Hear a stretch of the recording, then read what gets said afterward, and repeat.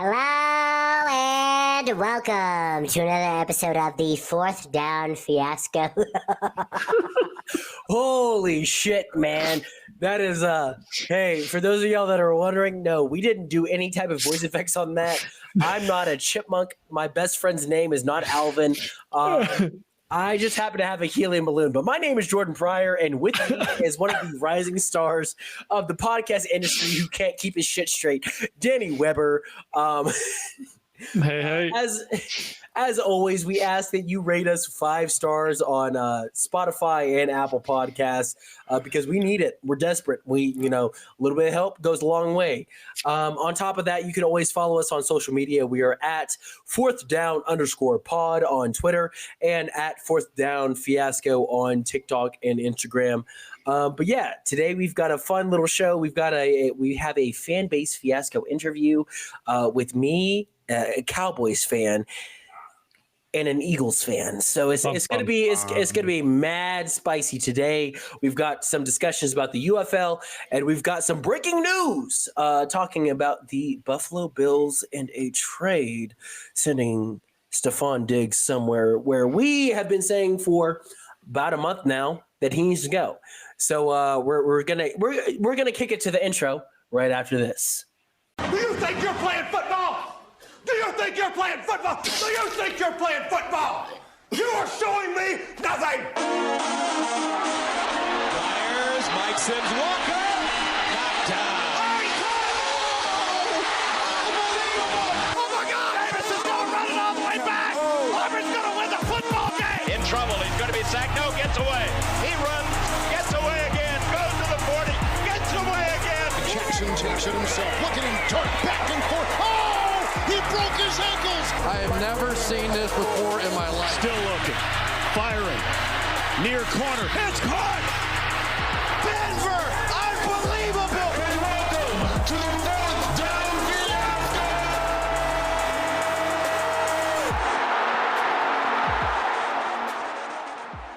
All right, cool. This has been the Fourth Down Fiasco. You just listened to our intro music. It's pretty intense. It makes you feel like you can just run through a brick wall. With me is the devilishly handsome Danny Weber. Yeah, with that Justin Bieber swoop. Shout out to 2011, baby. Yeah. I'm just neglecting going to get a haircut. Hey, brother, you know I cut hair. Come by. I'll come with the clippers. You already know how it is. I don't want to hear excuses. We could just make a live stream and have people watch it. That might be kind of weird. I don't know. I'm not a live stream guy. I don't know what our viewers are into. Yeah. You know, they might be. It's 2024. Everybody's into everything. So, but before we dive into the stuff that y'all came here for, we've got some life updates. I know that it's been kind of hectic the past couple of weeks, just between me not being on the show or Tanner and Danny not being on the show or whoever else. Like, it's been a whirlwind. So, Danny, what you got going on in life, bro? I mean, I know, but the viewers don't, or the listeners don't. So what's going on, bro? I don't have much. I work a lot, and then I do a podcast. Yeah. Golf season's right around the corner. Ooh. I'm looking forward to that. Okay. Okay. Might go camping Favorite club over the summer. Favorite club? Give me my 3 hybrid. Okay. Word. It's just for a me, fun club. Back whenever I used to golf, I don't anymore. My favorite used to always be a 7. Dude, 7's a good club. Dude, I could hit a 7 anywhere it needed to go. Long distance, sure. Short distance, I'll choke up on the swing a little bit. It'll be fine. Yeah. I always liked a good 7. If you can hit a 7, you're fine. Yeah. There's tournaments where you only get a 7-iron and a putter, so that's all you need. Bro, I was built for that. I suck with my drivers. So me and a 7 and a putter, that's all I need. Game over. So, okay. So you mentioned golf season's around the corner. You mentioned a little bit of camping. I know we've talked about potentially camping, which won't happen the weekend that you're trying to make it happen because I got to go to a concert. But right. Any other camping stuff besides Lake Granby over the horizon? We're trying to plan some stuff. No set in stone stuff. But I'm trying to get Savannah Ball tickets or Banana Ball tickets. Yeah. So I knew what you Savannah meant. Bananas, Banana Ball, same thing. So that would be exciting. Hey, yeah, you let me know. I have wanted to see a Savannah Banana game for a while. Speaking of baseball, I know that this is a football pod, but baseball started recently, and that shit has been great. The Reds are above 500, and that's not going to last long, but they are. And my Texas Rangers are still defending world champs. So, can't it beat is what it is. Can't beat it. Something for me in my personal life is I'm currently working on a very Ted Lasso-esque script for a baseball team. And gladly. Yes. Brother, I have some pitcher positions that you can be in. What you mean? And I can play first too. I can do both. Cool. I'm going to be center field, most likely, just because I run a shit ton and I can catch, but I can't throw. And that's like every center fielder ever. Yeah. Fair. But yeah, so I've been working on that. It's in the early development stages. But my goal is to pitch it come pitch season. Probably not this fall. I don't think it's going to be ready for that, but there's always 2 pitch seasons for TV. So fall probably won't make it. So probably next spring. And what is that? Probably honestly a year from now. I think normally pitch season is normally about April. So doing that. It's almost kayak season. I'm so ready. Just like you have. Yeah. You got your shit during the summer with golf, bro. Me and kayaking, we can folk. And then the wife and I are doing good. We're probably going to go. Well, not probably. We are going to the Dominican Republic in the summer. So there will probably be a week where I hate to break it to you, Danny. You and Tanner are going to have to carry that pod that week. I will be nowhere near existence. I'm going to be on a beach drunk in the Caribbean and having a great time with people thinking that I'm Latino and speaking Spanish to me, even though I'm not. So I am very much so looking forward to that. You can post an update on our Twitter, so look forward to that. Oh, I'll send pictures for sure. You can just record a video of you just like gibberish.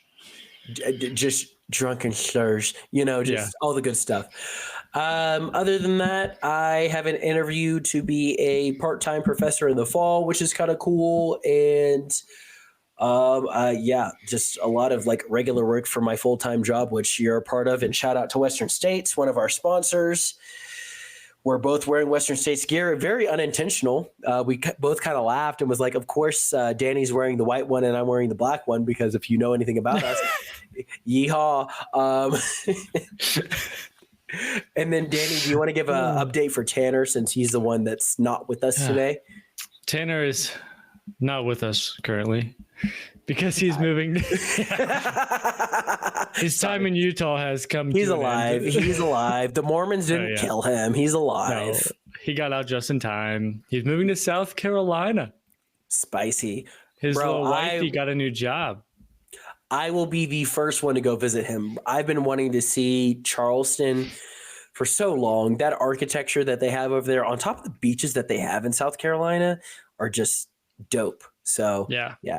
You and I might have to make a little trip out there to go see Tanner in his element in South Carolina. In-person podcast from South Carolina. Ooh, who says we can't, except for our bank accounts?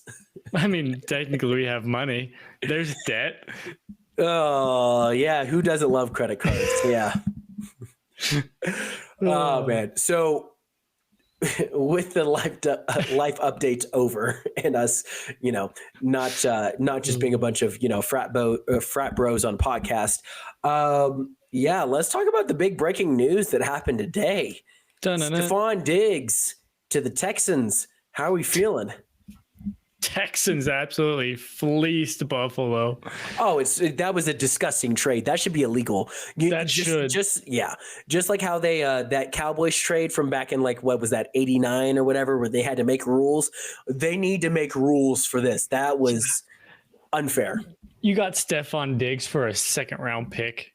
Not even your second-round pick. And you received picks 2 picks in the process. Yeah. I mean, I know that they're later rounds, it's a 4th and a 6th, but I mean, the Cowboys draft well, and I know that from history. And you can get a lot from a 4th or a 6th round draft pick. Especially nowadays. Yeah. With scouting and everything. Yeah. And Buffalo's eating a lot of his cap. Like, Texans are only taking like 19 million. He was ready. 27. He was ready to go. Yeah. So Texans, terrifying. Because we talked a couple weeks ago, Texans needed a true wide receiver 1. Nico Collins looked like it a little bit last year. Now they got it. Yeah, I mean, so we talked about it a little bit with Matt Waku, our Texans fan correspondent. For those of y'all who haven't heard that edition of FanBase Fiasco, you can go check it out. We talked a little bit about it then, about the need for a veteran wide receiver presence. But even before then, whenever the Texans had won that first playoff game and we were speculating, we had talked about what this team looks like moving forward, because they're so young. They're so young. They're so good. And even their coach is young. I mean, their coach could damn near be a player. He's so young. He just was. And, like 3 years ago. Yeah, it's ridiculous, and so, you've got Collins, Woods, and Dell. And all 3 of those guys were good last season, given their roles. They understood their roles, they executed, and they did well. The problem is, with any young team, you need a veteran presence, a true, as we call it on this pod, a dog who can just go out there, and when you need a play, they can go get a play, and they have the same type of, mental aspect and understanding of the game that rubs off well with young players. And all 3 of us we were all in agreement of, if you give this Collins, Woods, Dell wide receiver core a veteran presence to teach them how to be real wide receivers in the NFL, like true dogs, that shit's scary. And we said it kind of just as a passing, like, oh yeah, if they, and actually I want to say it was either you or Tanner, one of you mentioned Diggs to the Texans, and I was just like, won't happen. They're not letting him out of Buffalo. And now here we are. I'll say it's me, because no one's going to go back and look. Honestly, you're the random stat guy, so I wouldn't be surprised. It was probably you. Yeah. But Diggs on this team not only makes them better now, but it makes them better for the future, because these wide receivers that they have and these young guns that they have are only going to skyrocket, because they're going to have a guy who's going to teach them routes, going to teach them hand strength and how to, Stefon Diggs does shit for his hand strength, things that a lot of wide receivers don't do. A lot of exercises for it that seem kind of ridiculous almost, and he is going to teach them, all 3 of them, how to be the absolute best player that they can be. And I'm really excited for it. Yeah. If Tank Dell can come back with his speed that he had last year from that horrible leg injury, and let him be in the slot position with his height, he can pop off. And the new kickoff rules, he was a great punt returner down at Houston. And now that you're going to have to return kicks, Tank Dell can be terrifying for the Texans. Oh, yeah. I don't even think that he needs to return to this. I mean, he had such game-breaking speed that, honestly, even if he's a step slower, just a step slower, he'll be fine. Perfectly fine. And, a lot of times with these guys who get these leg injuries, they have a tendency to lift a lot of weights, especially for their upper body, because that's all you can do whenever your legs don't function. I can attest to that, as a leg injury individual. And I wouldn't be surprised if we blink and Tank Dell is 15 pounds heavier, 20 pounds heavier than he was his rookie year. And, a step slower, but still has the ability to break it off and go. Probably more elusive being in his second year anyways. Yeah. Better route runner. Well, especially with Diggs, Diggs is a pretty good route runner. I'm not going to say he's an elite route runner. There's other things that makes Diggs elite. Yeah. But he's a good enough route runner, a top 25% route runner, that he can teach Dell things. Oh, yeah. Disgusting, vile things. Yeah, this Texans offense should be scary next year with Joe Mixon coming in, Stefon Diggs coming in, Stroud in his second year. I think for them this draft is crucial. Honestly, they have a couple of gaps, on the offensive line that they need to fill. As does everyone. Honestly, you can never have too many good offensive linemen in the NFL. Yeah. I really think that that's where they should draft heavy, even if it means that you got to trade a third and a second to get a better first round pick or something like that to, ensure that you get 2 first round pick level offensive linemen to shore up the gaps. They are in a, it is so crazy because they're so young, but it feels like they're in a win now mode because they have so much incredible young talent on that team. Yeah, and they're doing what modern NFL is doing, is building dumping a bunch of money into your team when your franchise quarterback is on a rookie deal. Imagine that, Cowboys. Cincinnati did it. Yeah. We went to the Super Bowl because of it.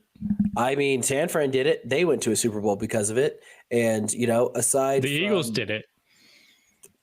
And literally, aside from Pat Mahomes being Pat Mahomes and the 1 year with the Rams for y'all, it would have been a successful run, if we're being completely honest. If it wasn't for the best quarterback in the league, dogging 2 of those 3 teams, and then a very, very angry Matthew Stafford, who had spent so much bullshit time with Detroit saying, fuck it, this is my only chance to win anything ever, and playing out of his mind in that playoffs.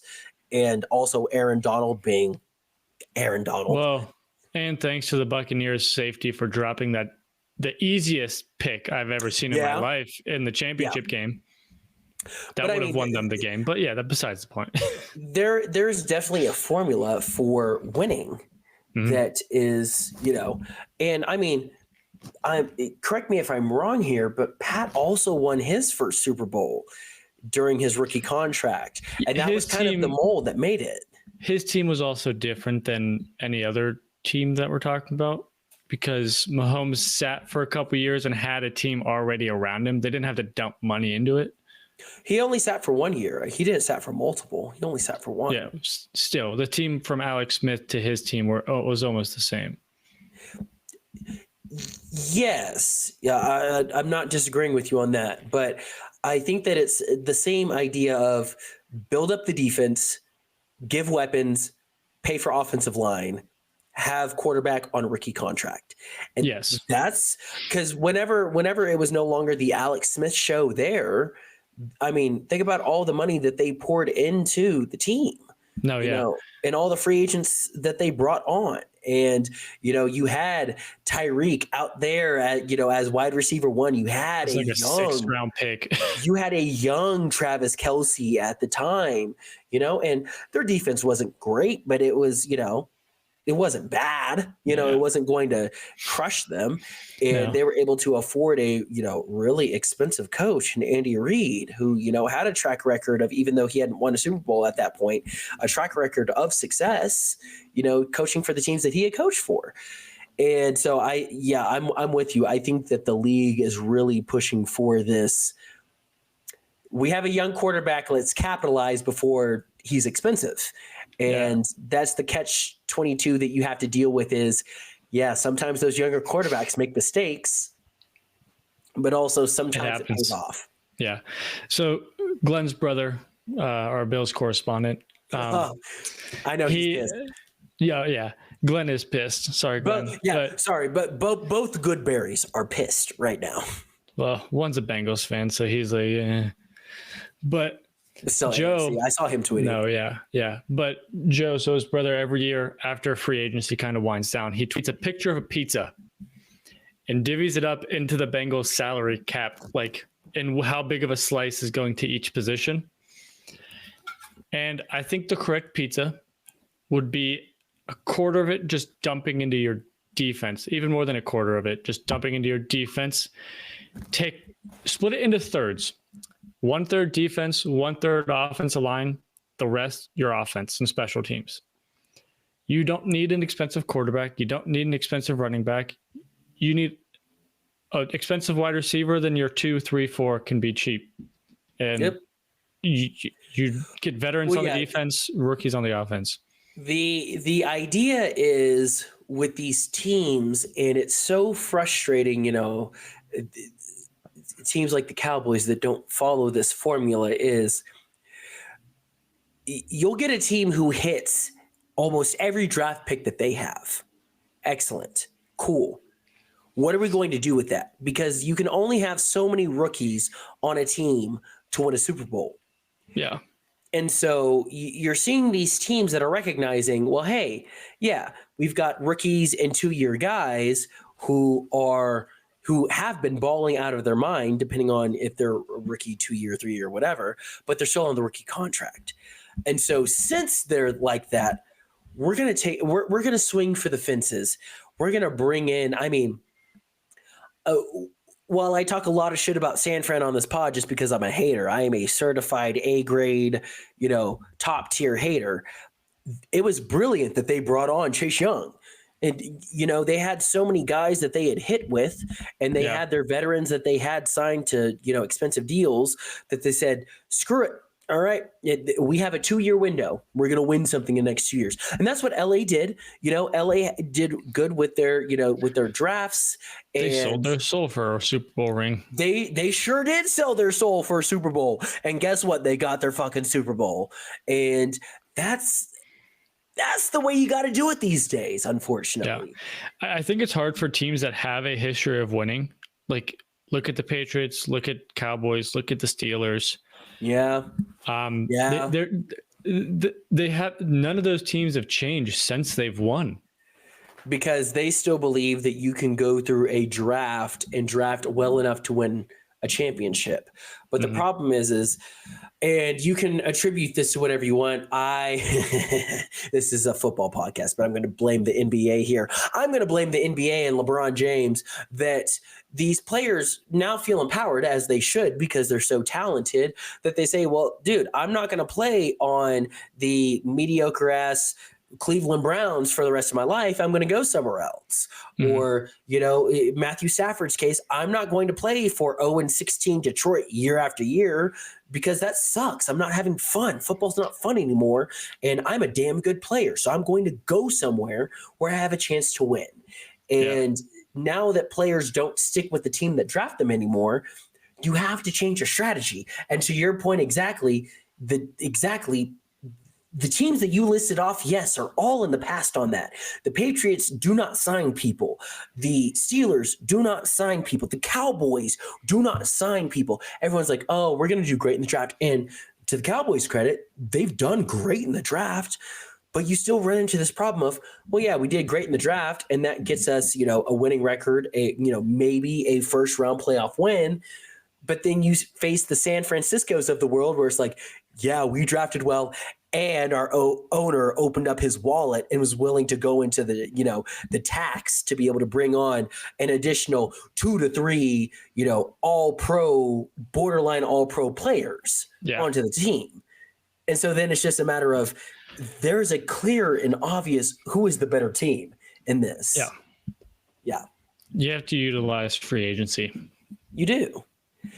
And it's a much different game than it used to be, because it was you get free agents. I think especially with like basketball, you get free agents because you're a sexy location. You're a Los Angeles, a New York, a Miami, where guys want to go party and be young and enjoy their money.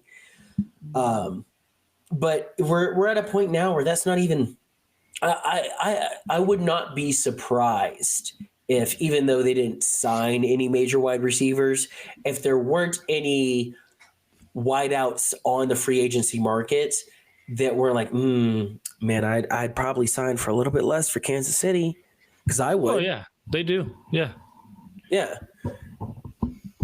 And that's how you win games.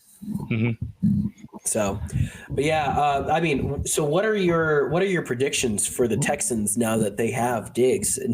Now that the rant's over about free agency for us, what do you think that the Texans are going to do now that they have him? If Stroud doesn't hit a sophomore slump, and it becomes inevitable at some point that he will, but they can't. I could see them. I don't see them winning a Super Bowl, but I could see them getting to a championship game. Or the AFC is just so brutal. Like, who knows? It is such a weird dichotomy between the AFC and NFC, because for the longest time it was like NFC was way better and the AFC was a joke, and now then every quarterback came to the AFC. Now it's flipped. Honestly, like the AFC is scary. There's almost any team in the AFC could win the Super Bowl. Yeah, I would say there's probably about 6 teams that I think on any given Sunday, any playoff lineup that you have could go on, upset a couple of teams, or just win outright and win a Super Bowl. Yeah, and it's the AFC is going to be a bloodbath, which is awesome. Brutal. And then there's the NFC that has 2 teams, but that's besides the point. Honestly, the NFC has 1 team and then a Eagles team that has improved, but we'll see how they do. Yeah. It'll be the 49ers next year. Yeah, that's true. Yeah. So Lord knows it won't be my Cowboys, I can tell you. So, okay, with I'm in agreement with you. I think that it's going to be I think the Texans hit the AFC Championship. I wouldn't be surprised if they somehow lost to Pat Mahomes, because that's just how the cookie crumbles. It happens. But I think that this Texans team, depending on how they draft, if they can get the offensive line talent that they need, and maybe even a little bit of assurance on the defensive line too, I think that they are better than Baltimore if they draft correctly and address the more foundational pieces that need to be addressed. Yeah, I'll be curious how Baltimore does with Henry. I'm excited. No, I think Henry's going to ball out. It's more of like a 2A, 2B type of situation. But I think that the Texans are going to be fucking scary next year, man. Yeah, I don't like it. I do. Since I'm boycotting the Cowboys, I'm like, I was always, I'm a Texan. From Texas. Technically. Yeah. I'm a Texan, that's my designation. I'm a Texan. True. So I should cheer for the Texans. Right. So, yeah. So what are the implications for Josh Allen in all of this and the Buffalo Bills as a whole? They better do this rebuild fast. I'm scared for them. Yeah. I don't even like them like that, but I feel bad for them. We'll see how good Josh Allen is with nobodies. Truly, I think that Josh Allen is entering this year as because how many years does he have on his contract? Quite a bit. Oh, I feel like. Are you sure? I thought he only had like 2-3 years. 2. Could be 3. Maybe. Okay. I don't know. I'm currently holding the helium balloon in my other hand. So if you get the chance to look it up, you just let me know. Yeah. But the way that I see it for Josh is Buffalo's not the answer. Buffalo, even though they don't have the same success that the Cowboys, Steelers, and Patriots do, they're very much so of that same old school mindset of we're not going to get free agents. Instead, we're going to draft. You look like you have an answer for me. He's signed through 28. Ooh. Oh, he's a free agent in 29. Ooh, he's stuck. Yeah. Couldn't be me. There's always the UFL. Which we'll get to here in a second. But yeah, this year for Josh Allen specifically is an opportunity for him to really show, I've got that kind of arm. I've got that kind of talent. I've got that kind of pre-snap capability. I can lead a team to wins. They're not going to the Super Bowl next year. I don't think they're making the playoffs anymore. I think a successful season for the Bills is them making the playoffs. And if they win a singular playoff game, you know what? I will stop hating on Josh Allen and I will put him a tier above, a lot of other folks. With a healthy Jets team and a Dolphins team, I don't think they're not getting to the likely. playoffs. Yeah. No, I'm with you. I'm just saying, like, hypothetically, if it does happen, this is Josh Allen's chance to really show this is what I'm worth. And even though he's signed through, I guess, I would say signed through 2029 because that's when he could go to another team, he can still force a trade because that's basically what Diggs did. And I think for him to be a winning quarterback, he needs to get out of Buffalo. Oh, I agree. Yeah, because again, just like with Cowboys, Steelers, Pats, Buffalo is in that 90s mindset of we're going to draft guys and we're going to develop them until they're great. And then once they're great, we're going to win Super Bowls. And it's like they have missed out on so many free agents over the years because they've been so stubborn about not signing big name free agents that they probably could have won a Super Bowl by this point. I think Josh Allen has the arm talent for it. Yeah. But here they are in the same boat as, two of the worst teams in the league. And honestly, I wouldn't be surprised if the Cowboys joined them in that bunch. Maybe the Cowboys and Bills will just swap quarterbacks. That's not going to do shit for anybody. Dak's better pre-snap and Josh Allen's better with his actual arm. So, it's pick your poison. What do you want? Those brothers need help. Okay. Yeah. Matthew Stafford. They're basically Matthew Stafford. Who was it that said, Dak Prescott is basically Black Kirk Cousins? Yeah, that's it. Everyone has said it. He's basically Black Kirk Cousins, and Josh Allen is basically Wyoming Kirk Cousins. They are all the same quarterback, except for Dak and Josh are a lot thicker than Kirk. Just a little bit. A lot thicker. Yeah. But okay, so we've talked enough about the Stefon Diggs trade. Before we run over to the FANBASE Fiasco segment that we have with our Eagles correspondent, let's talk a little UFL. Did you have a chance to watch any of the games? I didn't watch the games, but I saw highlights. It was all over my social media. So I watched a little bit more than half of the Renegades game, which I had the score pulled up and then I lost it.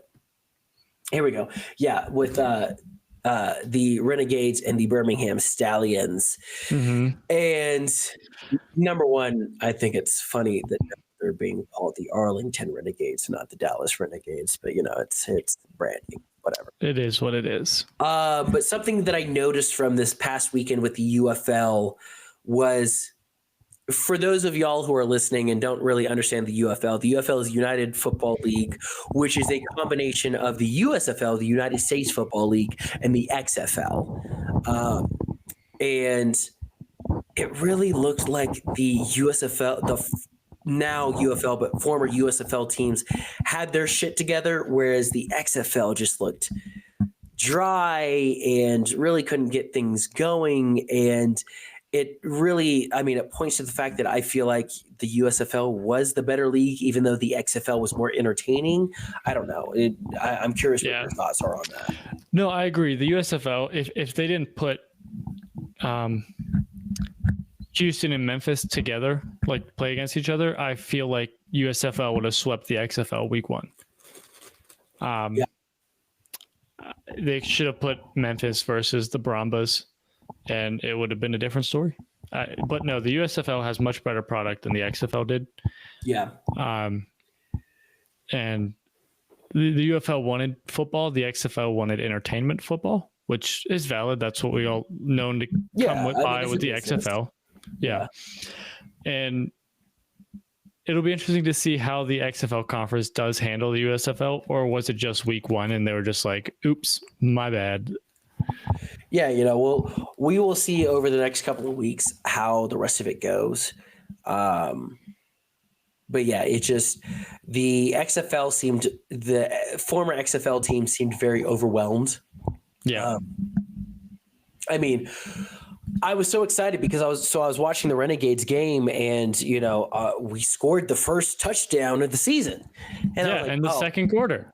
Yeah, I was like, "Word, cool, we got this. I'm feeling it. I like it." I think it was 10-3 at that point because I think both teams scored a field goal in the first quarter. I was like, "All right, yeah."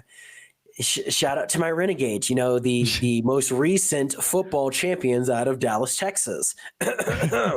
and it all fell apart in that third quarter, especially late in that third quarter. It was you guys got outscored 16-3 in the second half. Yeah. And I feel like that was a lot of what I saw. I didn't watch any of the other games, but as far as what I see from the box scores and stuff is, the XFL teams really hung in there for a little bit. And then it was like second half hit, and it was just like they just dried out, man. Yeah, the for whatever reason, the stamina was just not there. Yeah. But however, for the Stallions, Matt Corral, quarterback from Ole Miss, balled out. He played pretty well. He only had a single touchdown. He did have a pick, but a 143.7 rating, 201 yards. That's a pretty solid debut. Oh yeah. I mean, he was moving out of the way of defenders and making the right throws. And I mean, I wouldn't even say that there were really any risky throws that he threw. And the one thing that I do really like about, regardless if you're a XFL, USFL fan, now that it's the UFL, regardless of whatever your fandom is, I think that this is just a really good opportunity for guys to be able to showcase, hey, yeah, you overlooked me in the draft, but I might be a better option than what you have at this position on your team. Yeah. And Matt Coral got drafted by who? I forget, but he was sitting behind a starting quarterback. It wasn't a fringe starter. He was just stuck behind a starting quarterback. Yeah, had no choice. They didn't need to see him.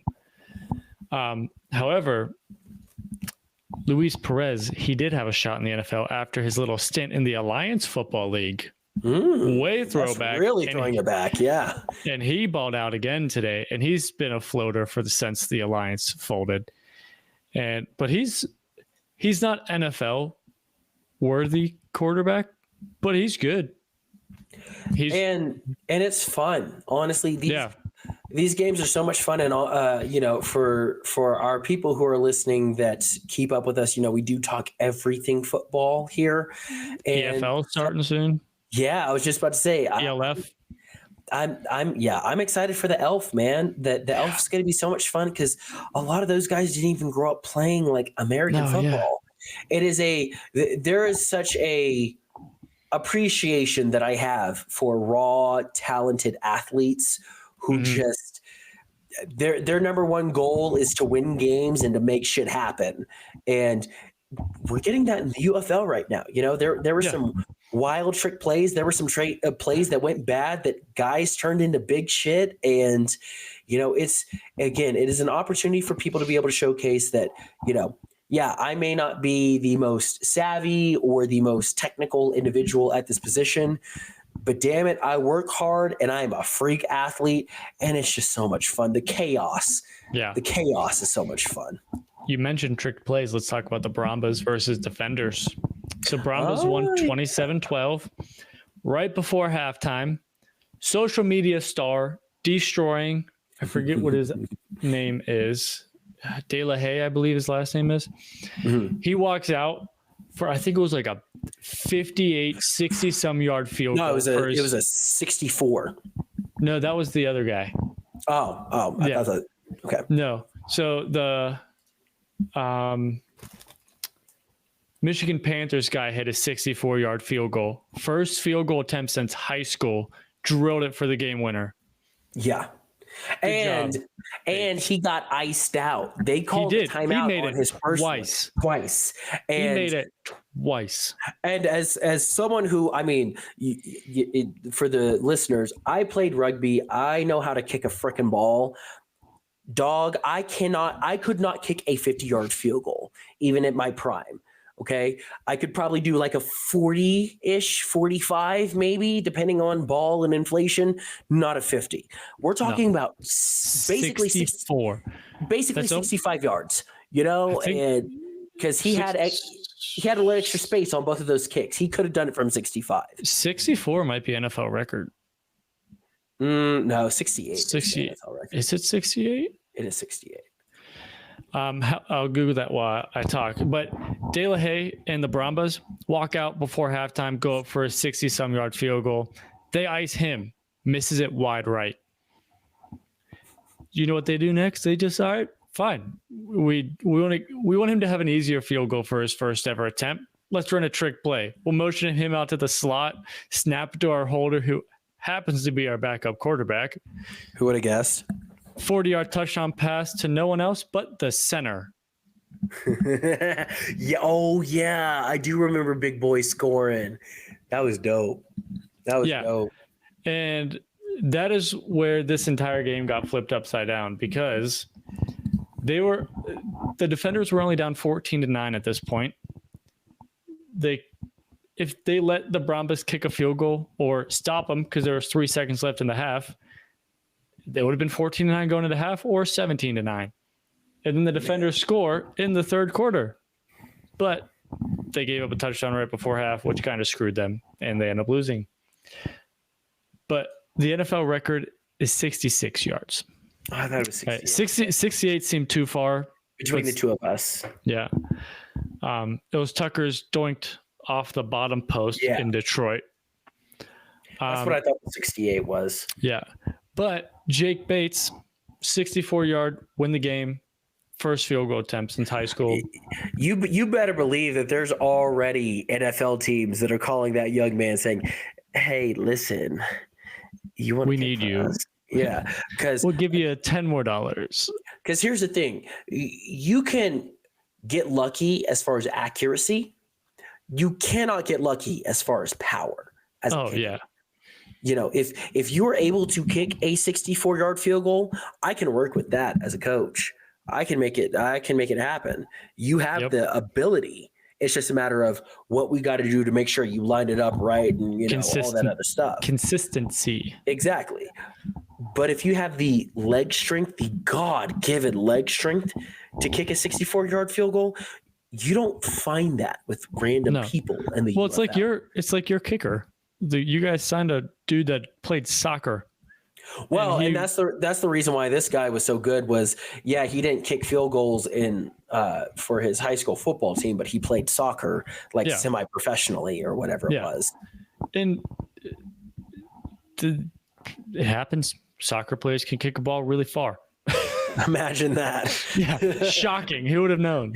A sport called football that involves a foot and a leg. Who would have thought? Yeah. But this Panthers game up until the fourth quarter, scorebook-wise, was boring. It was 7-3 going into the fourth quarter. Final score, however, was still only 18-16. AJ McCarron, 2 touchdowns, 216 yards, somehow lost. I didn't realize that AJ McCarron was in the UFL. Yeah. He was actually really good for the Battlehawks last year. Good. I mean, I would imagine so, because he was supposed to be something good in the NFL. Yeah. We just never gave him the chance because he was behind Andy Dalton.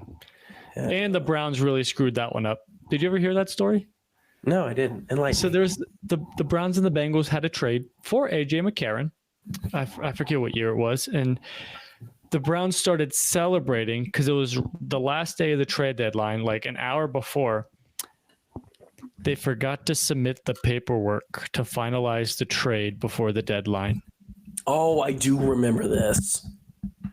They were too busy celebrating that they got their future franchise quarterback, who I agree would have been their franchise quarterback for a couple years, and they forgot to hit send. Dumbasses. Yep. So it kind of really screwed AJ McCarron's career. Oh, no. But the Michigan Panthers running back, 11 attempts, 85 yards, average 7.7. He only had 4 yards lost in 11 attempts. I feel like that's pretty solid. Only 4 negative yards. I didn't know that we were going through every UFL game, so I was getting ready to kick it to the interview. But I'll let you finish because I have it up. I have enough helium for a kickoff here in a second. So, Well, we have one last game. okay. Memphis Showboats versus the Houston Roughnecks, which honestly, the name Showboats is great. Yeah, I was literally just about to say that is so Memphis to call them Yeah. the Showboats. And their quarterback's name is Cake Cookus. Like, who's going to cook us, Cake? Yeah. Cake's going to cook us. What is Cake's go- Jarrett Guaratanamo? Catano? Guarantano. Ratatano, bro. Guarantano. Egregious pronunciation. I don't care. But yeah, Showboats over the Roughnecks. I mean, again, it was another one of those instances of the USFL had a better product. Yeah. As far as talent, the XFL was more exciting. I will double down on that any day of the week. The XFL understood the assignment as far as making money. And I wouldn't be surprised if that's the reason why they joined leagues, because they were like, oh, well, the USFL has the talent. The XFL has the fun. And They both probably mutually agreed, like, hey, we need money, but we have better players. It was like a yin and yang kind of thing of like, we need each other to complete each other. How you go from 16 teams to 8 teams, though, is a little brutal. At least keep 10. It makes it, well, yeah, I would have preferred probably like 12, but Yeah. It does make the product on the field better. I mean, I will say there were all kinds of guys on the field who I was like, wow, that guy's really incredible for a semi-pro guy. Yeah. And there's plenty more out there. Yeah. So, But yeah, let us know what you think about the first week of the UFL. We will continue to talk about it through their entire schedule. I don't know how many weeks there are, but Jordan, take it away. Thank you guys so much for listening to us today. We're going to go kick it over to the FANBASE Fiasco segment right after a word from our sponsors. Wow. Was that 2 people in the room right there? I should get fined for that. That was ugly. Yeah, we'll be right back after this. Thanks, y'all. Peace. You're the proud owner of a business, and you've got it all. The hustle, the bustle, and the occasional office kitchen mishap that turns into an alarm-triggering emergency. Whoa! But fear not. Western States Fire Protection is here to turn your workplace into a disaster-free zone. Our in-house team handles everything from fire sprinklers to alarms, monitoring, inspections, extinguishers, and more. Visit WSFP.com to request a quote. Because when your microwave thinks it's a flamethrower, we're the heroes you need. This podcast is sponsored by Hair Club. Fellas, are you losing your hair? Hairline receding, maybe? In the past, we as men had limited options. We could either rock the grandpa hairline, shave it, or resort to a very obvious-looking toupee.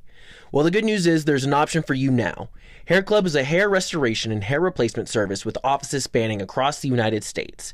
Hair Club is different from other hair restoration places because they use cutting-edge technology like TricoView hair and scalp analysis, utilizing micromagnification to examine hair and scalp health. This provides better diagnostics of your hair and determines solutions to stop your personal hair loss.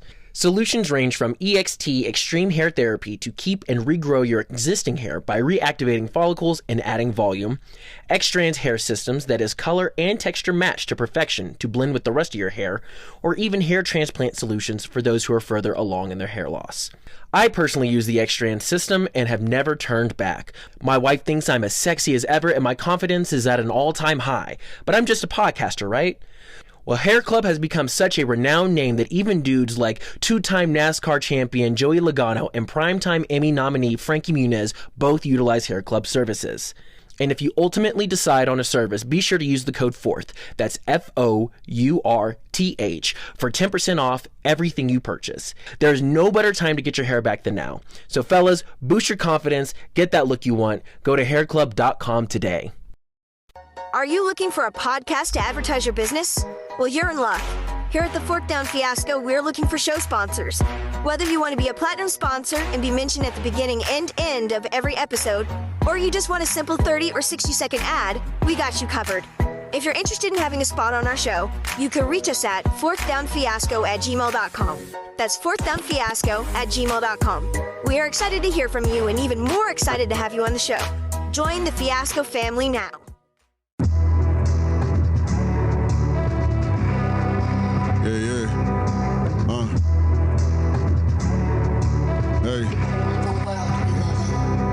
Hey, tell the truth, how you settle in? Your team is veterans, so how you cope with where you sit this season? Better spin, better rhetoric, a tale as great as teams have been. I ask the question of you now to see the thoughts you spin. FANBASE Fiasco, don't think that I'm irrational. My team better than your team, and that's just facts, bro. We've been examples. Don't think this year don't mean much. This legacy you talking about, let me tell you about my team, son. If you like that intro song, it's from friend of the pod, Cam Hayden. You can download his music on Spotify and Apple Music. You can also get his book, Working on the Process, on Amazon. And seriously, my boy lives in Los Angeles, and it's expensive as hell out there, so please support. We do have a spicy interview for y'all today, and not spicy because the team's any good, but because it's a Cowboys fan interviewing an Eagles fan, and you are correct, I'm not wearing any Cowboys stuff because we're still boycotting right now. With me is a dear friend, but also someone who cheers for a team that I believe derives from the pits of hell. With us is a boss. I'm talking a high-dollar hunter, a successful businesswoman, MaKayla Burwitz. Say hello to the people for me. Hello, everybody. Thanks for having me, Jordan. You excited? I am. I need you to get your hair away from the microphone. Apologies Thank you so there. much. Yep, I'm super excited. Thanks for having me. Awesome, awesome. So I have promised MaKayla that I will be relatively cordial for the entirety of this interview, which will take every patient fiber in my being. I'm just letting you know. But we go on a lot of double dates with the Burwitzes, my wife and I, and Sarah would be pissed if I ruined that, so I got to make sure that I'm somewhat nice to you. With that, it's fourth down and goal to go, and since we have a tush-push punisher with us, nice. We're probably going to score today. So I'm going to ask the hard-hitting question first. Bring it. And this will be the last rude thing that I say to you, I promise. Do you enjoy having the most annoying head coach in the NFL? Oh, wow. I wasn't expecting that question. You know, I know, I didn't write it down. Yeah, I do love a good visor rock. Someone who can rock a visor, you know? Okay. I bust mine out every now and then. No, I mean, I love Nick Sirianni. I think he's fresh. He's very different from a lot of the other coaches. He's younger, obviously. I see why people think he's annoying, but his passion absolutely shines through, so I love having him. That's fair. I mean, I'll be honest, as a certified Eagles hater, if he were my head coach, I'd probably be a lot more excited because I do love shit talkers, and Sirianni does love to talk some shit. Yeah. So, you know, I gotta respect the game, but also at the same time, since he's not my coach. Right. So we'll start off with an easy question. How did you become a fan of the Eagles? Yeah, that is an easy one. So I don't think we've mentioned, I'm originally from Texas, married to a Cowboys fan, but my family's all from Philadelphia. So my great-grandparents all lived there. We used to go every year, and I grew up watching the Eagles. And my great-grandpa on my dad's side actually signed to play with the Eagles in 1947. I didn't know that. Cool. Yeah, so I brought some pictures just in case. I don't know if it'd be worth pulling up. But I had my second cousin dig up the contract for us. Oh, nice. But yeah, he signed to play with the Eagles, and then he was unfortunately injured in the Vietnam War, so he did not get to fulfill his contract. But we're all still really proud of it. And that's awesome. Always honestly. been a fan my whole life. Fair enough. You know, at least you have a good reason. You know, there are some people who they're fans of certain teams, and I'm like, you started becoming a fan of that team like 2 years ago. Like all the Kansas City fans. Yes. Yes, we're talking shit about Kansas City on this pod today. Oh, hell yeah. So who was your favorite player to watch growing up then? Yeah, so I think like when I really started getting into football was probably around 10. Donovan McNabb was the quarterback. That's who I figured. Okay. Really? Yeah, I mean, he was my first jersey. He's like a 6-time Pro Bowler. Yeah, he's badass. No, I like him. Yeah, I just think that is when I really started falling in love with the Eagles and football. So I got to go McNabb. Fair enough. I mean, I remember, you know, because we grew up in the same era of football. Yeah. Dude, I used to hate having to play y'all. Because, man, Donovan McNabb would just get up to play us. I mean, he treated it like a true rivalry, which, you know, you're supposed to. And, I mean, fierce competitor. Yeah. And God, he used to piss me off. But in the, you know, in the most beneficial way for you possible. Right. Well, thanks. Now, kind of redirecting to talking about the actual season that y'all just had. Yeah. Give me a highlight. What was your favorite part of the season this past year? I think what I was anticipating most was the matchup against Kansas City. Okay. And that was probably one of the highlights. I got to pick something early on, right? Because the latter half of our season was absolutely terrible. Winning against the Chiefs, it felt good, and it was nice to bring that home. I know you're probably going to ask me about like my worst next. Sure. Yeah. I mean, so that win against the Chiefs, that was that took us 9-1. So we only had one more good game, and then we lost the next 5. We went 1-5 in that last 6. I think the toughest game to watch was the one against the Giants right before the playoffs. I mean, they got to sit their starters, they got to rest them, but I really felt like we needed a win going into that playoffs. I just felt like that losing streak really set us up for failure right away. Yeah. No, I agree with that. You always want to start the playoffs on a high note, So, I mean, since you already took the question Sorry, from me. Jordan. You're fine. You're making this journalism thing really easy for me. Good. So why do you think that the Eagles struggled so much down the stretch this past season, and how do you think that can be improved for next season? Yeah, I think that's a hot topic, right? Like, they're not really talking about what's going on in the back end, and a lot of people think it's coaching, and a lot of people think it's locker room. I guess if I had to pick, I think we knew a lot of changes were coming this year from some leaders, right? Like Cox knew he was going to retire. Kelsey was back and forth throughout the season. We saw some weird frustrations go down between A.J. Brown and Jalen Hurts. And I can't help but wonder if the sentiment of the leaders kind of taking a turn maybe impacted the rest of the team and their mentality, especially when we started performing poorly. Yeah. Obviously, I don't have a crystal ball, but for next year, I think we need a more confident Jalen Hurts. Like when he got injured, I really think he started playing more hesitant. He was holding on to the ball too long in the pocket. It was really messing up and slowing down the momentum of our offense. And we need strong leaders who are going to be optimistic about the season. And that's hopefully will help turn it around. Yeah, I mean, Cowboys fans are going to hate me for saying this. I think Jalen Hurts is an excellent quarterback. Yeah. I think that you can win a Super Bowl with Jalen Hurts. Genuinely, I believe that. But I'm with you on the confidence factor. He seemed like a shell of himself towards the end of the season. And the hard thing is, it's like, how do you fix that other than, like maybe send him to a psychologist, Yeah, don't say the I word, right?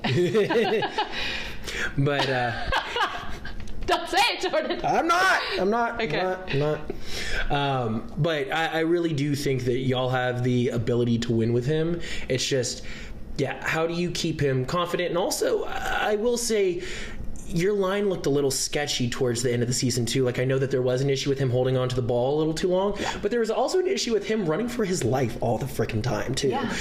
So I think that shoring up that offensive line might be a little bit helpful. So that kind of takes us to the next part. I am curious though, before we jump into, talks about draft and free agency, what would you grade the overall season, A through F? Yeah. I'd give it a C, and I know that's controversial, but A for start, right? 10-1, leading the league. It was awesome. It was so exciting, and then just obliterating the rest of the season. And F in that final half. You take the average of those two, it's a C. Yeah, no, I'm with you. I think so. Whenever I rated the Cowboys, it was the exact same thing. I gave them a C- actually. Oh, very specific. Yes, I was ready. I came ready for that interview. But yeah, went with the C- for almost the same reason.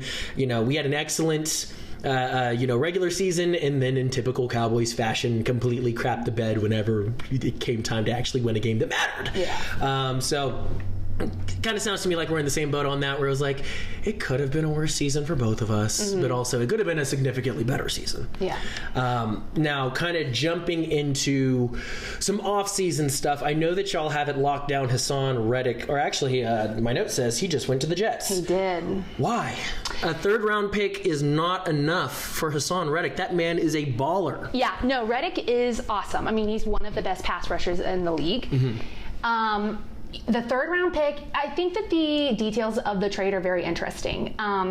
So technically, I think it'll probably end up being a second-round trade, because the contingencies are that if he, plays 67% of the snaps and gets 10 sacks, which he's done in the last 4 seasons. Yeah, that's easy money for him. Right, then it becomes a second-round pick trade for the Eagles. Still not Hassan Reddick, probably, but why did he leave? Money, I mean, he's coming up on the end of his contract and he wants to get paid for what he's worth, and the Eagles, I don't know, maybe want to put their money elsewhere. I mean, I can understand that just because they made such a haul in free agency that it's kind of hard not to. And speaking of which, Y'all had, sorry, this beer's making me burp, and I'm trying not to burp in this mic right now. I did it on purpose. Yeah. No, I'm kidding. Yeah, getting sabotaged by an Eagles fan, typical. But yeah, y'all had a very successful free agency this year. You know, a couple of the big names, you know, Saquon Barkley, CJ Gardner-Johnson, Devin White, Bryce Huff, Matt Hennessy. I mean, I wish we had the offseason that y'all had. I'm going to be completely honest about it. Like, I was so optimistic as a Cowboys fan, and I kept seeing y'all sign people, and I was like, okay, Jerry, y'all, the Commanders, and even the Giants, everyone got better except for us in the NFC East. Where I was just like, Jerry, what are we doing? So, but yeah, let's kind of walk through some of the free agent signings that y'all had. We'll start with the biggest name dude, Saquon Barkley. How would you like to see him utilized in the offense, and kind of what are your predictions for him this upcoming year? I'm so excited to be gaining Saquon. I was a big lover of Swift, so sad to see him go, but Saquon's a huge beast that we're gaining. Yeah. As long as he stays healthy, he's a better running back. Yes. I think there's some opportunity to kind of play him a little bit like Christian McCaffrey, because he can catch. And, you know, the Eagles, we don't really do that with our running backs a whole lot. We kind of rely more on the tight end for those short passes. So I think it would hopefully open up some more opportunities for our offensive game with Jalen. Excellent. No, I'm right there with you. That's how not want to see him get used.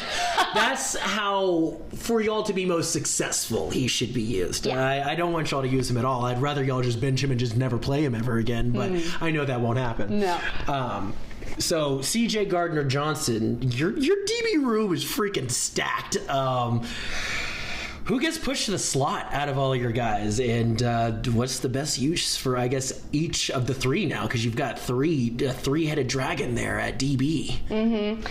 Yeah, so I think the defense is an interesting topic. Like, I think we have a stacked defensive line. I think we have room for improvement with our linebackers and our defensive backs, obviously. So regaining CJ Gardner is going to be really interesting, because he did play for us, and then he got injured. Reed Blankenship took over. He left. Now he's coming back. I don't really know who we're going to put at that starting position.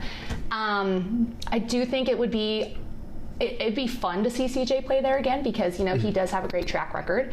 What is it? He's been like in one Super Bowl appearance and 2 NFC Championship games the last few seasons. So I think him coming back to Philadelphia, seems like he's excited. If we put him in that safety starting spot, he'll perform for us. I think in the past, I saw a stat recently from NFL Network. I believe in the past 5 years, he's number 5 in total interceptions, or number 4, something like that. Yeah. I mean, dude balls. I respect the game there. Y'all still have Bradbury, right? We do. Okay. And then who's the other guy that y'all had? Other corner? Yeah. I'm blanking. But I would like to see some new cornerbacks. Fair enough. Yeah. Bradbury had a rough go towards the end of the season last year. So CJ will probably be your starting, most likely. I think Bradbury, honestly, because he's not. I don't feel like he's a burner, at least with his speed. Would probably be better in the slot for that reason, going up against bigger body guys potentially. Move him over. Yeah. But regardless, I think you have an absolute baller in CJ. Now, Devin White, I think that this is a clear, conscious effort to address the linebacker room that y'all have. Totally. So what are you thinking with him?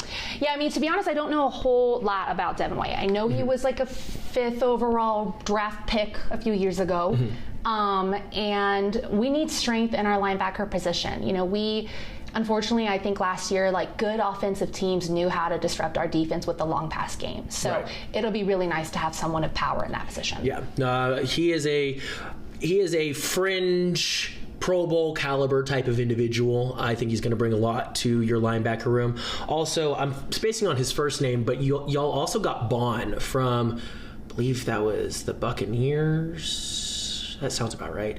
But yeah, y'all got another guy who, you know, he's not a every down linebacker, but he's definitely a guy who, he's a solid player, and, you know, should be able to clean up some messes, and, you know, whenever you need to give guys breathers, is definitely a guy you can put in and not really lose a step defensively. Good, yeah. So, you know, again, y'all got those two, and then y'all also got a really good special teams linebacker as well that he's on the younger side and hopefully can kind of progress into that role too. So I think that y'all are doing a really good job of addressing linebackers. Oh, I completely forgot Bryce Huff. Yeah, it's like, is that where oh my you're going gosh. with it? Oh my gosh, yes, I completely forgot Bryce. So I have a 2-page document, and Bryce Huff's on page 2. He's the first line scroll. on it. Yeah. So now that I've scrolled, oh my gosh, Bryce Huff. Yeah. Absolute animal. So yeah, him and Devin White are just going to terrorize people. I mean, yeah, I think, Bryce Huff, he's no Reddick, but with our good defensive line, I think he'll be set up to be successful. I loved our draft last year with those Georgia boys, Jalen Carter, Nolan Smith. So hopefully he'll come in and he'll feel confident. Yeah, and I'm with you. I think that that's a big hole to fill, and it's unfortunate. I feel like had y'all not have signed Saquon, you probably would have had enough money to have kept Reddick. Yeah. So that's the unfortunate trade-off that you have to make. Right. But I think that between Huff, Devin White, and some of the other signings that you have, I know that you also signed a couple of smaller named defensive linemen as well. I think there's a defensive tackle too that's a younger guy that. There's a lot of trades going on. Yeah. And y'all made a ton of moves where I was going through, because I remember the Saquon trade, and I was like, oh yeah, Saquon, we'll talk about Saquon. I started going through all the trades, and I was like, oh my God, when does your trade list end? Yeah. Or when does your free agency list end? So, no, y'all have... but we needed it, because we're losing a lot of really big names, a lot of people who've been on the team for, over 10 years. So, i.e. the man whose jersey you're wearing, which takes us to Matt Hennessy. He originally was a guard. It looks like they're going to move him to center. At least that's what I've been reading. Okay. And so, what does that offensive line look like without Jason Kelce?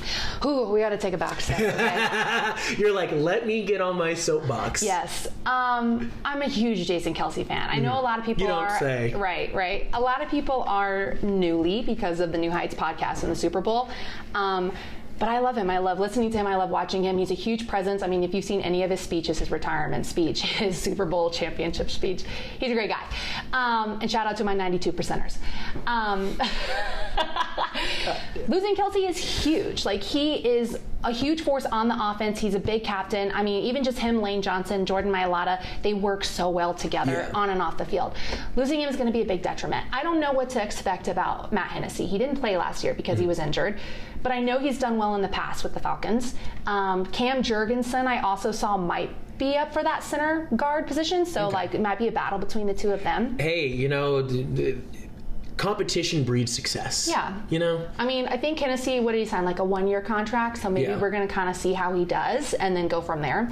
But whoever steps into that role, they're really large shoes to fill. Yeah. So we need someone who's going to be strong and a force to be reckoned with. Definitely. And something that I think that y'all did well was doing the 1-year deal with Matt Hennessy. Yeah. I think prove-it deals are... I don't think people put enough stock into them. Mm-hmm. And... if you have the right organization, normally after a prove-it deal, you can get away with signing them for less because it's well, hey, we treated you well in your 1 year here, and you did great with us, and it works, and people are normally... even though they overperform, they don't always get paid like they overperform. Yeah. If you're bringing someone in from a different team. Now, if it's in the case of Ezekiel Elliott and you are like, oh, we're going to franchise tag you, prove it, then you set yourself up. That kind of backfired a little bit. Yeah, but bringing somebody in from the outside, bringing them in on a 1-year deal, I think is really smart. It's a insurance policy. If he sucks, then it was a 1-year deal, move on. Yeah. And then if he's great and y'all treat him well, he'll probably stay for a little bit less. For sure. So I think that y'all handled that really well. But no, I'm with you. I think that there's a certain element of leadership that's going to be incredibly hard to replace with Jason Kelce. I mean, you can even see him, I remember whenever we played y'all this past season the second time, he was pointing out, if anytime Micah would move, he'd point and he'd tell somebody, whoever it was, get on him. Yeah. And, I think Micah still had a decent game just because it's Micah, but it wasn't a marquee game from Micah Parsons that you get with some other teams, and I see him do that, against other teams, in the playoffs. He's just constantly just pointing guys out and constantly just talking. And I think that helps out Jalen too a lot. Totally. I mean, because Jalen, he's a great quarterback like we've already talked about, but he's still younger. And Kelce has been there 13 years. He's older. He's much, I think, was more a big confident for the offensive line. So Hennessy's younger. I don't know what to expect. I'm hoping he's bringing some confidence. Yeah. But we'll see. Well, in that offensive line, it was one of the only highlights of the Falcons in the past couple of years. They've had a pretty good offensive line. They just haven't had a good quarterback, or wide receivers that can stay healthy, tight ends that can stay healthy. But they've had a good offensive line for a couple of years. I just hope he's ready to be at the bottom of the pile, because that's coming a lot. He's gonna come in first day and they're gonna be like, all right, so this is the tush push. Yes. He's gonna be like, what the hell? Here we go. Yeah. So going into the draft now, since we've talked plenty about free agency, I mean, what do you think are the biggest needs going into, I think I know what you're going to say here, but what do you think are the biggest needs going into draft day, and what draft picks would you like to see made? I think I'm honestly always surprised with the draft picks that we do make. Like, I always feel like I know what we need, and then the Eagles, not always right, but at least last year, picked better than what I was anticipating. Mm-hmm. What I'd like to see is one of three things, hopefully all three. We talked about the O-line. Lane Johnson's coming up on like his 11th season. He's an older guy. I think he's probably going to retire in the next few years. So I wouldn't mind seeing someone new coming in to fill that tackle position. Number 2, cornerback. I'd like to get a new cornerback, someone who's going to be strong. We didn't get one in the free agency. And then third, I'm hearing this is supposed to be a good wide receiver draft. Mm-hmm. We don't have Julio Jones. It's deep at wide receiver. Yeah. So we just had Julio Jones for this past year. Obviously, Brown and Smith are solid, but it would be nice to get someone in that third position for reps and injuries and all that. So either a wide receiver, a cornerback, or another tackle. Well, and I think, a real key to success for the offense, because something that we talk about a lot on the pod, which, you did your homework, and I appreciate that. You listened to multiple episodes. I did. I was like, how bad is he going to grill me? Not too bad. Hey, again, I've been cordial, totally. But something that we talk about all the time, Danny Tanner and I, is there's only one quarterback in this league who can do it by himself, and that is Patrick Mahomes. Yeah. Everyone else, I hate how people are always like, you have to have a Dak-friendly offense or a Jalen Hurts-friendly offense, or, it's almost like it diminishes what they do. Totally. And it's like, it's not that, it's that being a quarterback is the hardest position on the field, no matter how you cut it. It goes quarterback and then probably linebacker is probably number 2. Yeah. And there's so many things that go into quarterback success that, again, unless you have a generational arm like Patrick Mahomes, or you're Tom Brady and you're just the smartest man to have ever played football, you can't just carry a team to a win. No. And so I think that for y'all, you should be very pro, getting a third wide receiver, because I think that Devontae Smith needs to be slot only, personally. I think that really? And it's because, A.J. Brown's the big, I can, dunk on anybody type of outside threat. And then you normally have a bigger but speedster individual at 1 or 2, however you shake it, and they probably won't. Smith is definitely not big, so. Yeah. Whereas with him, oh my gosh, he would torch linebackers for days. That's how I would treat him like Cole Beasley. Cole Beasley for us for years was the, aside from Dez Bryant, was the best wide receiver on the field. Yeah. But, we had Dez, we had him, and then we'd toss in Terrence Williams. And Terrence Williams was our speedster, who a little bit bigger, he was able to take those bigger hits, and you weren't constantly afraid that he was just going to die if you threw him the ball. But man, Cole Beasley used to torch linebackers, and Devontae Smith is way faster than Cole Beasley. Super fast. And so, I think that having him in a permanent slot position would honestly make him an even better wide receiver, and you would kind of blink and go, wow, he got 1,400 yards this season? Yeah. So I think that that's a good way to look at it. I think that helps Jalen in his confidence of knowing, like, it's nice to have it's nice to have as many dogs on the field as possible, truly. So I think that with how deep this wide receiver class is, I know that there might be some fans who think that you should probably invest more in the offensive line, and I'm totally with it. First round, I think you need to get a difference maker, however that looks. Yeah, well, we shall see. We shall see, So kind of getting towards the end of this, what does success look like this upcoming season for y'all? Yeah, I mean, we got to start strong, but we have to finish strong this year. We have new defensive coordinator, new offensive coordinator. So I feel like I want to say the sky's the limit, right? Lots of possibilities. I don't know what plays they're going to call and how we're going to run, and what maybe look a little bit different for the Eagles. But ultimately, we need to go in with the confidence. I think that, my prediction is the offense might start off a little bit shaky with someone new at center. It's probably going to take a little bit of a mix in time for them to get jumbled. Yeah. But I also think with the defensive changes that we made, that they're going to come in strong too. So I'm hoping, even if we don't start as strong as last year, that we at least finish strong. No, I'm with you on that. I mean, anytime you bring in, I mean, you have a lot of personnel that's going to take a lot of starting positions. Yeah. So, you always get a little bit of a curve. Luckily, I think that the guys that you've picked up, for the most part, are incredibly intelligent players. Like, Saquon is a very smart running back. Definitely. And, I think that even from what I know, Matt Hennessy is a very smart guy. Devin White and Bryce Huff are very intelligent players. So I think that, there might be a couple of, bullshit mistakes that happen early on that you're like, we need to clean those up. But I don't. Figure out the mesh. But I don't think it'll take any longer than week 2 or 3 for the meshing to really happen. And as much as I, roll Being my too eyes. nice to me today. I know, yeah. As much as I roll my eyes at Sirianni, I think that the one thing that he does really well is he does instill confidence in his guys. Yeah. Even with the rough patch that y'all had this past season, I think that there were a lot more things that went into that than Sirianni. Oh, I totally agree. And so, I think that there's also a little bit of a bitter taste. And, AJ Brown's a dog. I know he might be a complete dick to everyone in training camp, but it's gonna get people to move their ass and do what they need to do to win. He has high expectations of his teammates, as I think everybody should. Yeah, he's one of those. He's cut from a similar cloth of your Tom Brady's, that they can be a little overbearing sometimes, where you're like, dude, lay off, but also at the same time they demand greatness. Yes. And I respect the shit out of that. Yeah. And that's something that I think the Cowboys are missing currently, is we don't have anybody that demands greatness. And so I think that you have multiple guys on the team that demand greatness. And I think this upcoming season, I think y'all are going to be first in the NFC East. And I hate to say that shit. Well, thank you. Yeah. The pre-free agency, I was like, oh, totally Cowboys. And then y'all made some moves and we didn't. And I was like, we're going to be lucky if we're second. Honestly, I wouldn't be surprised if the Commanders came in hot. Yeah. That's a hot take. Hey, I'm in full boycott mode right now, as you can tell by the baseball jersey. Shout out to my World Series champion Texas Rangers. I am a Rangers fan. Woohoo! So, I got to cheer for a team that actually wins from time to time.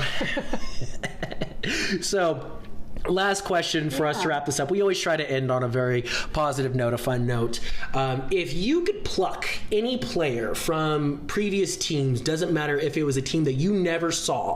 It could literally be these 70s Eagles, but one player to drag it and drop onto your team now, who would it be? Oh, wow. It's a lot, I know. Yeah. Because this is probably not going to answer your question. Like, it's probably going to sound like a cop-out answer, but we talked about my great-grandpa earlier. Mm-hmm. I'd love to see him play, Dude, hell yeah! Rep your set, bro! Thank you. Yeah, talk your shit! He could have been a legend. We never knew. Yeah. And I would have loved to get to see that. That's sick. That's honestly probably the best answer we've had at this one. So, well, cool. That has been MaKayla Burwitz, our Philadelphia Eagles correspondent. Thank you so much for hanging out with us today. Yeah, thanks for having me. I promise I hope I did a really good job of not being too mean. No, this was great. This was fun. Absolutely. Good. My husband's way harder on me. Yeah, well, I mean, for those of y'all listening, I normally watch a lot of Cowboys games with her husband, and so I'm also normally kind of an asshole to you. But the cameras are on, so I gotta be nice.